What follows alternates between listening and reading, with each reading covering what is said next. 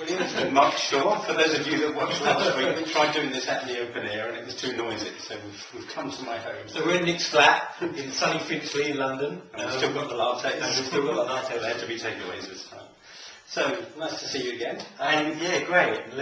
We've known each other for a couple of months now, and you've really helped me overcome a lot of prejudices about Twitter. Okay. I think, like a lot of people, I thought Twitter's all about what did celebrities have for lunch, what are they doing, what are they feeling today.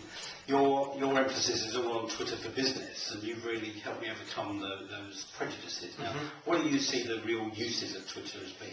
Well, I think firstly, the media keep going on about and keep interviewing people and keep stereotyping this whole impression that it is just about cheese sandwiches and celebrities and banal information.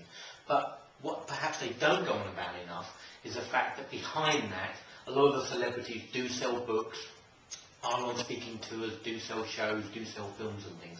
And it's the way that they engage with their public that often leads them to sell more of that. So in terms of Twitter, it's incredibly useful for business, but it still should have and still should remain a social element to it. It's just that the way that it's portrayed within the media is that it has no business relevance whatsoever. I think it has a huge business relevance.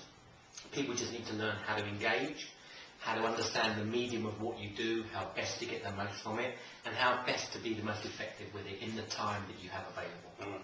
And you've talked to me, and I've heard you talk to other people about 3 things that you think people should use Twitter to share.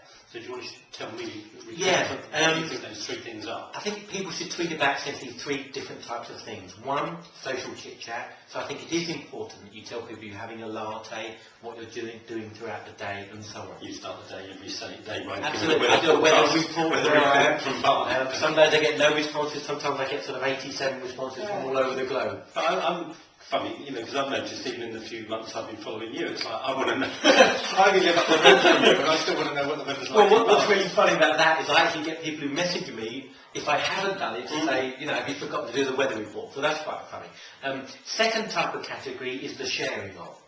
Sharing of information, resources, knowledge, tools, links, things that you found outside, YouTube or other websites and so on, and things that you have on your own website as well that you've written about and so on.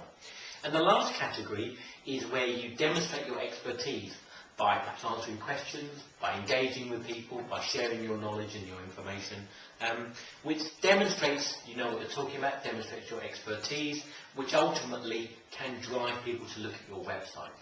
So that's the sort of 3 categories. How do you know if you're getting it wrong? People will stop following you. If all you did was talk about having latte all day, people will stop following you because you're not rich and famous. If all you did was promote what you do, people will stop following you because it gets boring. So you need to find a good mix of everything. Absolutely, and that's personal sharing, resource sharing, expertise sharing, and being helpful to people, I guess. Correct. Correct. What I see with you is that you seem to be incredibly helpful.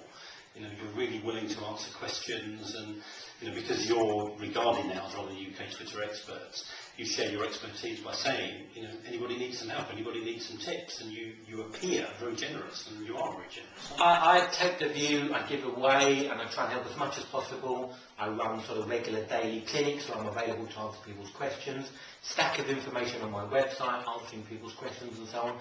But the more that I've given away, in a way, the more clients have come to me to then help them. So I've got out of this idea that you've got to keep everything very close to your chest, mustn't divulge anything. In fact, I do the complete opposite. The more you divulge, share everything. Yes. But I think you're a great example of it, and I talk about it a lot, which is, even when you give away the shop in a way, and you tell everybody the great information, a lot of people still need you to help them implement it. So instead of doing yourself out of a job, you actually create more of a job for yourself, I think, don't you? Well, I'm a firm believer in exactly what you just said. Give away as much as you can within reason, okay? There will always be people who want to do it for themselves, that's cool, but there'll always be a sector of the population that hear what you have to say, recognise by what you're saying that you know what you're talking about, and then want to hire you to come and then help them do what they want to do. Yeah, because it's taken you, about 18 months to become regarded as a kind of UK Twitter expert? I've been on Twitter now since April 2008, so, been there, done there, bought the t-shirt, made the mistakes, ploughed the field, been suspended a few times, through making, unknowingly made errors with Twitter and so on. So everything I recommend is what I've done. and I've tested it, measured it, tried it, and so on. So yes, I wouldn't suggest to anybody to do anything that I hadn't done myself, hadn't tried myself, and had evaluated that it was the best thing in their best interest. Brilliant. Thank you very much. Excellent. Thanks, Nick.